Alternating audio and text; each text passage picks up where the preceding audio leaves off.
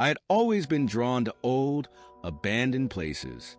There was something eerie but strangely inviting about the decay, the peeling wallpaper, the creaky floorboards, the dust covering everything like a forgotten memory. All of it whispered untold stories. It was one of these places that led me to the house on the hill. I had heard the rumors about the house. People in town spoke of it in hushed tones, warning children not to go near it. The stories varied, of course. Some said it was haunted by the spirits of the previous owners, who had mysteriously disappeared. Others claimed that strange noises could be heard at night, like whispers, footsteps, and the sound of furniture moving by itself. But none of these warnings deterred me. If anything, they made the house even more intriguing. I had a history of exploring places like this, documenting my finds in a private journal. It was never about finding ghosts or any supernatural phenomena. It was more about the atmosphere, the feeling of being in a place where time seemed to have stopped. So, on a cold November evening, I decided to explore the house on the hill. The house was massive, its once grand facade now crumbling. The windows were boarded up, and the front door hung loosely on its hinges. It looked as if it had been abandoned for decades. As I pushed the door open and stepped inside, I felt an immediate chill crawl up my spine. The air smelled stale, like mold and old wood, and the floorboards groaned beneath my weight. I flicked on my flashlight and started to explore. The house was a labyrinth of rooms, each one more decayed than the last. I passed to the grand foyer, the dining room, and the kitchen, all of which were eerily silent. The windows in each room were either boarded up or shattered, allowing only faint slivers of light to seep through. But it was the hallway at the end of the main corridor that caught my attention. It seemed different from the rest of the house. The hallway was narrow, its walls covered in a dark, faded wallpaper that looked older than the rest of the house. The air felt heavier here, as if something was pressing down on me, making it harder to breathe. At the very end of the hall was a door, just like the others, weathered and worn, but there was something off about it. It was almost as if it didn't belong to the house, as if it had been placed there as an afterthought, hidden away from view. I approached the door cautiously, my heart pounding in my chest. The door handle was cold to the touch, and when I twisted it, the door creaked open with a groan, revealing a room that seemed untouched by time. Unlike the rest of the house, this room was immaculate. The furniture was covered in white sheets, and the walls were lined with bookshelves filled with old, leather-bound books. A large, ornate mirror hung on one wall, reflecting the dim light from my flashlight. I stepped inside, my curiosity outweighing any sense of fear. The room felt wrong. There was something unsettling about it, as though it didn't belong to this world. I couldn't quite place it, but my skin prickled as if something was watching me. I turned to leave, but as I reached for the door, I froze. In the reflection of the mirror, I saw something, or rather, someone, standing behind me. I spun around, my heart racing, but the room was empty. The mirror reflected only the bare walls and the furniture covered in sheets. I turned back to the door, trying to calm my nerves. I had to get out of this house, I told myself. But before I could reach the door, I heard it, a faint, almost imperceptible whisper, coming from the far corner of the room. I froze. The whisper grew louder, clearer, and I realized it was calling my name. Anna, Anna. It repeated over and over again. My breath caught in my throat. No one else was supposed to be here. I was alone. The whisper sounded so close, yet no one was in the room with me. Panicking, I ran to the door and threw it open, but as I did, I was blinded by a flash of light. I stumbled back, my eyes stinging, and when the light finally faded, I found myself standing in a different room altogether. This room was darker, colder. I could hear the faint sound of ticking, like the ticking of an old clock. But when I looked around, I saw no clock. The walls were lined with strange symbols that seemed to pulse and shift as if they were alive. The air was thick with an oppressive energy, and I felt as though I was being drawn deeper into something I didn't understand. Suddenly, I heard a voice, clear and commanding, coming from the shadows. "You shouldn't have come here." I spun around, but there was no one in sight. My flashlight flickered and died, plunging me into darkness. I could hear my own breathing, shallow and panicked, but there was something else, something moving, shifting in the shadows. I turned in every direction, but it felt as though the room was stretching, the walls closing in around me.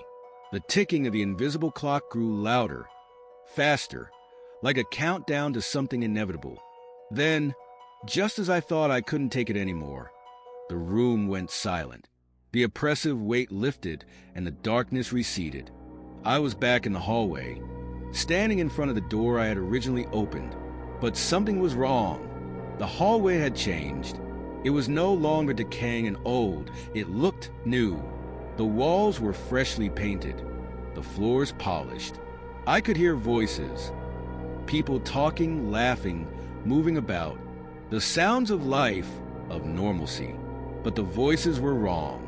They sounded distorted, like they were coming from the other side of a thick glass. I stepped forward, reaching for the doorknob, but before I could touch it, I felt a cold hand on my shoulder. I whipped around, but there was no one there. I stumbled backward, my heart racing. The house was changing around me, warping in ways I couldn't explain. I had to get out. I had to leave, but the door wouldn't open. The whispers returned, now louder than ever. "You'll never leave," they taunted, growing stronger, more insistent. "You're a part of it now, forever." I tried to scream, but the sound caught in my throat. I looked back at the mirror, now hanging in the hallway, its surface reflecting something that wasn't there. The door behind me began to close on its own, and the room in the mirror shifted once again, this time showing a figure standing in the corner, watching me. A voice whispered in my ear, and I froze in terror. "You are not meant to leave." I never really believed in the supernatural. Sure, I enjoyed ghost stories and horror movies like anyone else, but when it came to real life, I was a skeptic. I thought that everything had an explanation, whether it was a creaky floorboard, an unexpected sound, or an unexplained feeling. There was always a logical reason behind it. That is, until I moved into the old house on Maple Street. I'd been looking for a new place to live for months, after a breakup and a rough couple of years. I needed something fresh, something far from the noise of the city. When I saw the listing for the old house, I wasn't sure what to think. It had been abandoned for years, and the previous owners had mysteriously disappeared. The house had a certain charm, though, with its large rooms and old-world craftsmanship. The price was too good to pass up. I signed the lease and moved in almost immediately. At first, everything seemed normal. There were the usual issues with old houses, drafts, creaky stairs, and the occasional strange noise.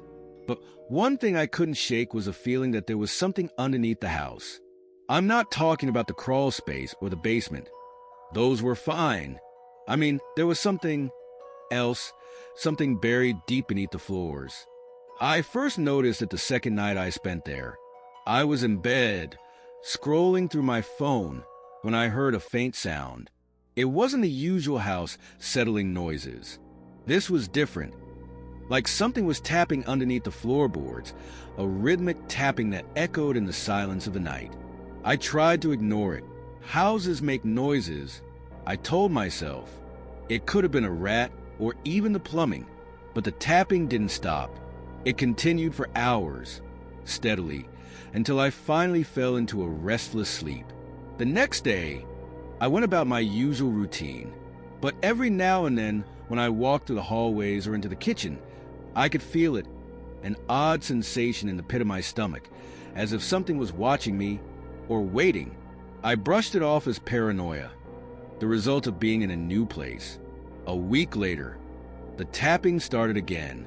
This time, it was louder, more urgent. I couldn't ignore it anymore. I went to the living room, where I had noticed the oddest thing.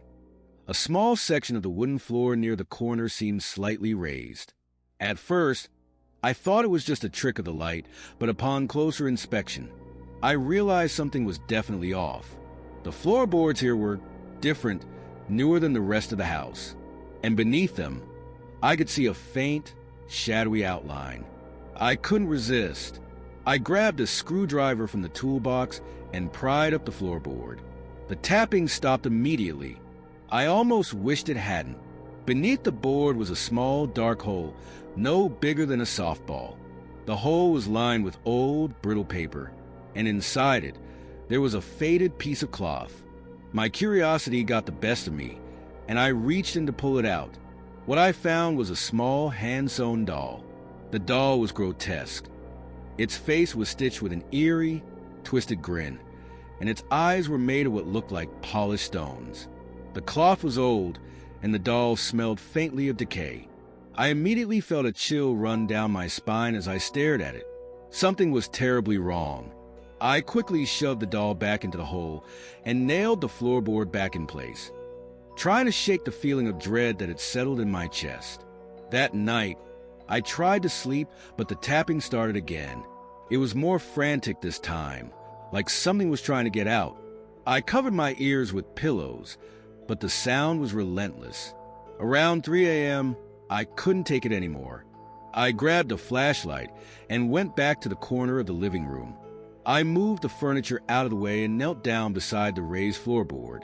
The tapping had stopped, but the doll was gone. I froze. I looked around the room, my heart pounding in my chest. The doll couldn't have moved on its own. It had been stuffed in the hole, shoved deep inside, yet now it was nowhere to be found. The house was silent, but the silence felt wrong. It wasn't peaceful. It was thick, suffocating. As I sat there in the dark, I heard it again, a whisper, soft at first, but then louder, clearer. "It's waiting for you." The words sent a shiver through me. I felt a cold breath against my neck, as though someone or something was standing right behind me. But when I turned around, the room was empty. I left the house the next morning. I couldn't stay another minute. The landlord had told me that no one had lived in the house for over a decade, but something about that didn't sit right with me. When I went back to collect my things, I asked him if he had ever found anything strange while renovating. His face grew pale, and he looked away. "There's something under the floorboards," he said, his voice low. "No one's ever been able to explain it. We've tried to cover it up, but it always comes back. Some things you just don't mess with." I never went back to that house. I moved far away, and I thought I could leave it all behind. But sometimes, late at night, I hear the tapping again. It's faint, distant, but it's there. And sometimes, when I look at the floor, I swear I see something moving beneath the wood, something waiting. Remember, the darkness always holds a story. Until the next terrifying tale, stay tuned with Campfire Horror Story.